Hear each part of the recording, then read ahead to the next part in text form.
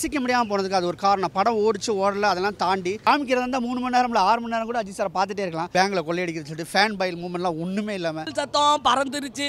ஓகேவா, இந்த நரகத்துக்கும் தெரிஞ்சிருச்சு, அந்த யமனுக்குமே புரிஞ்சிருச்சு, செவி கிழிஞ்சிருச்சு.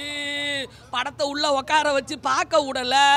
வேற லெவல், சூப்பர் சூப்பர், பயங்கரண்ணா. நல்லா இருக்கு படம், நல்லா இருக்கு. வேற மாதிரி ப்ரோ, வேற மாதிரி சூப்பரா இருந்துச்சு ப்ரோ படம். சூப்பர் படம். தளபதி டைலாக் தான் இன்ட்ரோல சரியான டைலாக். தல படம் சூப்பரா இருக்கு. தல பாருங்க 4 o'clock ஷோ புக் பண்ணியாச்சு. படம் வேற மாதிரி வேற மாதிரி இருக்கு. நல்லா இருக்கு. நல்லா இருக்கு. தரமான செய்யணும். உள்ள போய் படத்தை பாருங்க. படம் வேற லெவல்னா. பிளாஸ்ட் படம். கடவுளே அஜித் தான். ஜி தொல்லமாஸ் மஜாகுது. ஃபேன்ஸ்க்கான சமூகத்துல இது படம் இல்ல தல மேட்ச்க்கு வெறியா இருக்கு. படம் வந்துட்டு முழுக்க ஃபேன்ஸ்க்காக எடுத்த படம். நியூட்ரல் ஃபேன்ஸ்க்கு அந்த படம் பிடிக்குமான்னு தெரியல.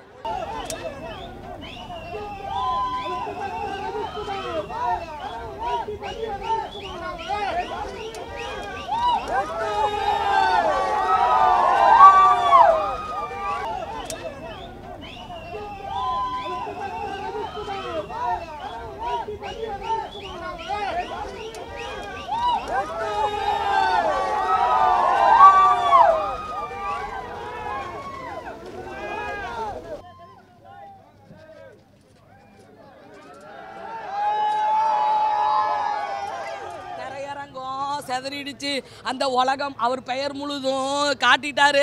அந்த விசில் சத்தம் பறந்துருச்சு. ஓகேவா, அந்த நரகத்துக்கும் தெரிஞ்சிருச்சு, அந்த யமனுக்குமே புரிஞ்சிருச்சு, செவி கிழிஞ்சிருச்சு. படத்தை உள்ள உட்கார வச்சு பார்க்க விடல. ஓஜி சம்பவம் தான், ஒரிஜினல் தரமான சம்பவம் தான். நீ பார்த்தவன் கெட்டவன் தான், நீ பார்த்தவனும் நல்லவன் தான். குட் பேட் அக்லி, நல்லவனு நானு கெட்டவனு நானு. பத்திக்குச்சு ஓடிக்க சாமிய தீண்டிட்டு சீண்டிக்க அப்படின்ன மாதிரி அப்படி பெரட்டி எடுத்து வச்சிருக்காரு. ஒரு டானு நல்லவனானா என்ன பண்ண முடியும், அதே டானு மறுபடியும் கெட்டவனானா என்ன பண்ண முடியும்னு. டேய் பெரியமாவ யாசு காட்டினான் பாரு, அதெல்லாம் வந்து தூசு.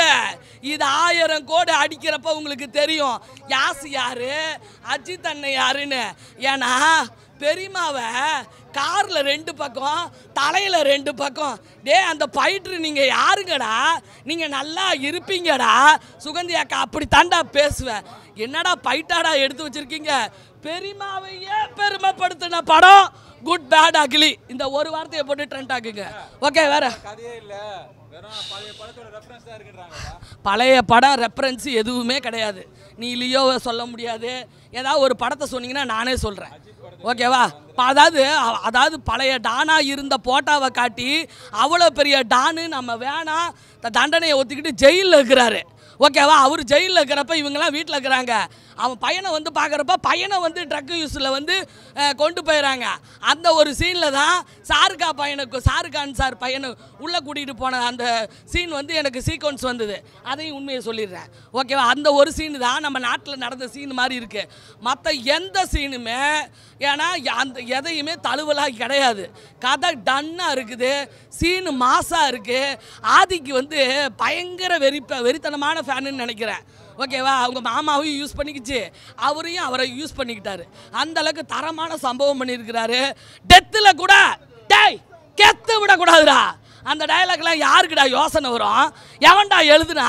சூப்பருடா டயலாக்கு, சூப்பர். வேற சின்ன பையன் மாதிரிலாம் வந்துறாரு. பாத்தியாங்க? ஆமாப்பா, எங்கள் ஆள் என்றைக்குமே சின்ன பையன் தான். இப்போ அக்காவுக்கு என்ன தோராயமாக வயசு இருக்குன்னு நினைக்கிறேன். இருடா, ஒரு நடிகன் தன்னைத்தானே எப்படி வேணாலும் மாற்றிக்க முடியும். அதுக்கு உதாரணம் எம்ஜிஆர் ஐயா. 50 வயசில் ஒருத்தன் போய் கேட்டானா, கிழவன் ஆகிட்டீங்க, 25 வயசுக்கு நடிக்க வந்திருக்கீங்கன்னு. சரி, 25 பையன் என்னை பார்த்தா உனக்கு எப்படி இருக்குது? 25 மாதிரி இருக்குது. ஏன் 50 வயசு பையனை சார் 25 வயசு ஆளு வில்லனா 50 வயசு ஆக்குனீங்களே, அப்போ தெரியலையா? அதுக்கெல்லாம் மேக்கப்டா, பிரேக்கப்டா, அன்புடா. அதெல்லாம் வரமாட்டார். எங்களுக்கு வேணாம் அரசியல், வேணாம் அரசியல், ஒரு சாக்கடைன்னு சொல்லியிருக்காங்க. Good bad ugly. ட்ரெய்லர் பார்க்கும்போதே இது ஒரு மேஷப் வீடியோவா. ஆமாம் ஓகே. படமாக பார்க்கும்போது எப்படி இருக்கு? படமாக பார்க்கும்போது நல்லதான். நான் நினச்சேன் இந்த லோகேஷ் கனகராஜ் வந்து கமல் சாருக்கு வந்து எவ்வளோ ஒரு ட்ரீட் கொடுத்தாரு. விக்ரமில் என்ன இருக்குது கதை? ஒன்றுமே கிடையாது. விக்ரம் கதை யாராவது சொல்லுங்கள் இந்த இடத்துல ஒன்லைன் கூட சொல்ல முடியாது. ஆனால் அதை வச்சுட்டு என்னென்ன பண்ண முடியுமோ அதை பண்ண மாதிரி இந்த படத்துலேயும் கதையே இல்லை. ஒரு சின்ன தின் லைனை வச்சுக்கிட்டு தேவையில்லாத லைனை வச்சுட்டு படத்தை இழுத்துட்டாப்புல. இவர் ஒரு ஃபேன் யார் ஆத்திக்கிற வச்சுருந்தேன். அவர் வந்து அஜித் சாரை எப்படி காமிக்க முடியுமோ அந்த மாதிரி காமிச்சிருக்கணும். ஃபஸ்ட் ஹாஃப் பொறுத்தவரை ஏன்டா அந்த படத்துக்கு வந்தோன்ற அளவுக்கு தான் இருந்துச்சு உண்மையிலே சீரியஸ்லி. செகண்ட் அதாவது இன்டர்வல் போர்ஷனை வந்து என்ன பண்ணிட்டாங்கன்னா தளபதியுடைய டைலாக் ஐ ஆம் வெயிட்டிங்னு சொல்லிட்டு அங்கே ஆரம்பித்த ஹைப்பு நீங்கள் நம்ப மாட்டீங்க. ஃபஸ்ட் ஃப்ரேம்லேருந்து செகண்ட் ஹாஃபில் லாஸ்ட் ஃப்ரேம் வர என்ஜாய் மூமெண்ட் தான். சீட்டு நம்ம உள்ள உட்கார முடியாது, உட்காந்து மொக்க போட மாட்டாங்க. அடுத்தடுத்து பறக்குது சீன்ஸு எல்லாமே போச்சு. பழைய படங்கள்லாம் பார்த்தீங்கன்னா எம்ஜிஆர் படத்தை ரெஃபரன்ஸாக வச்சு ரஜினிகாந்த் பண்ணுவார், சிவாஜி கணேசன் படத்தை வச்சு ரெஃபரன்ஸ் பண்ணி பண்ணுவார். ஆனால் இந்த படத்தில் அவருடைய படங்களே அவருக்கு ரெஃபரன்ஸாக வச்சு ஒரு கிளாசிக் ஸ்டைலான ஒரு விண்டேஜான ஒரு அஜித் சாரை வந்து அவ்வளோ அருமையாக ட்ரீட் பண்ணி செம்மையாக பண்ணியிருக்காங்கன்னு நான் சொல்ல முடியும். கோட்டுன்ற படத்தில் பார்த்தீங்கன்னா ஏஐ பண்ணுறேன்னு சொல்லிட்டு விஜய் ஏஐ பண்ணி நம்மளால் ரசிக்கவே முடியல. அந்த கேரக்டர் வந்தாவே ஏண்டான்னு கடுப்பாதில் அவர் வில்லன் வேறு ரசிக்க முடியாமல் போனதுக்கு அது ஒரு காரணம். படம் ஓடிச்சு ஓடல அதெல்லாம் தாண்டி அந்த படத்தை நம்ம ரசிக்க முடியாத பண்ணுறதுக்கு அந்த ஏஐ இருக்கணும். இதுலேயும் அது மாதிரி பண்ணியிருப்பாங்க சொன்னால் எந்த ஏஐயும் வேணாம், எந்த கிப்ளியும் வேணாம், எனக்கு ஒரு 6 மாதம் கொடுங்க, 25 கிலோ 30 கிலோ நான் குறைச்சிட்டு வந்து நடிக்கிறேன் அத்தைக்குன்னு சொல்லிட்டு அதை மெனக்கட்டார்ல. அதனால தான் தலை மாசுனா என்னென்னா தலை. ஏன் நான் அப்படி சொல்கிறேன்னு கேட்டேன்னா இதுக்கு முன்னாடி பார்த்தீங்கன்னா இந்த விடாமுயற்சிங்கிறது, அதுக்கு முன்னாடி துணிவு பேங்கில் கொள்ளையடிக்கிறது சொல்லிட்டு ஃபேன் பாயில் மூமெண்ட்லாம் ஒன்றுமே இல்லாமல் ஏங்க மினிமமாக வந்து ஃபேன்ஸுக்கு நீங்கள் ட்ரீட் கொடுத்தாவே 300 கோடி தள்ளி விட்ருவாங்க, எப்படியோ தள்ளி விட்ருவானுங்க. அதுக்கப்புறம் ஓடலை, அதுக்கப்புறம் லக்கில் போயிட்டுருக்கோம்.